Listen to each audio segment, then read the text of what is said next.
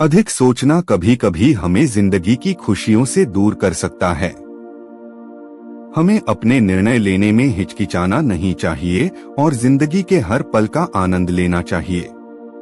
एक छोटे से गांव में एक युवक राहुल रहता था। वह एक होशियार और समझदार लड़का था, लेकिन उसमें एक कमी थी। वह हर छोटी बात पर बहुत सोचता था।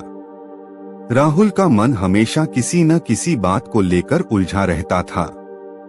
वह अपने भविष्य के बारे में चिंतित रहता, दोस्तों की बातों को लेकर सोचता और कभी कभी तो साधारण निर्णय भी लेने में घंटों लगाता।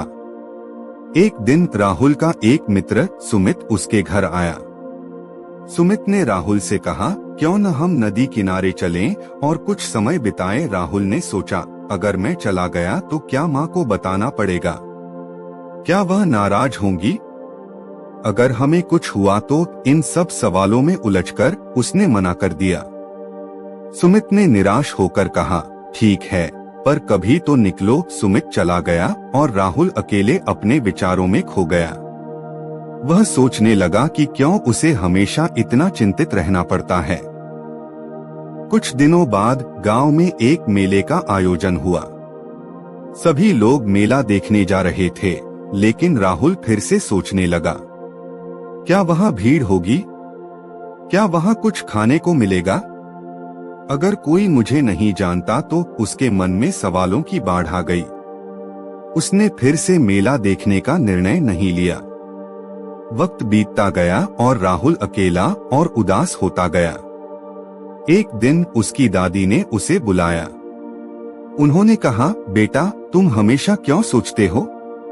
जिंदगी का मजा लेने का समय है। राहुल ने उत्तर दिया, दादी, मैं सोचता हूँ कि क्या सही है और क्या गलत। दादी ने मुस्कुराते हुए कहा, कभी कभी जिंदगी में निर्णय लेना ही सबसे अच्छा होता है, चाहे परिणाम कैसा भी हो। दादी की बातें राहुल को छू गई।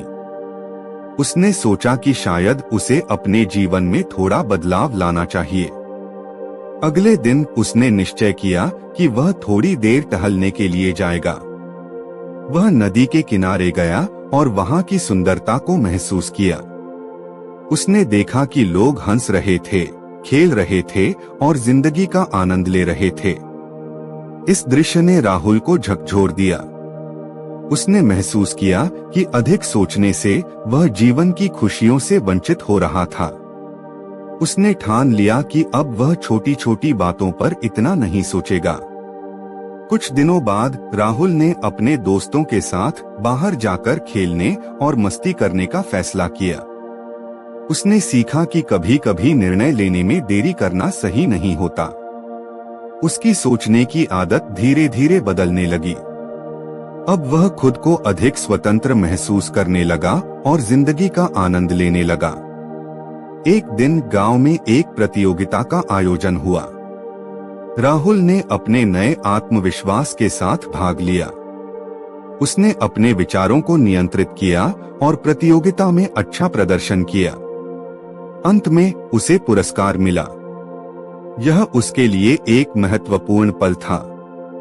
उसने सीखा कि अधिक सोचने की आदत ने उसे कितना पीछे रखा था। अब राहुल समझ गया था कि जिंदगी में कुछ जोखिम उठाना आवश्यक है। उसे यकीन हो गया कि हर निर्णय एक अनुभव है और इससे ही वह आगे बढ़ सकता है। उसने अपनी दादी की बातें याद की और जीवन को अधिक सकारात्मक दृष्टिकोण से देखने लगा।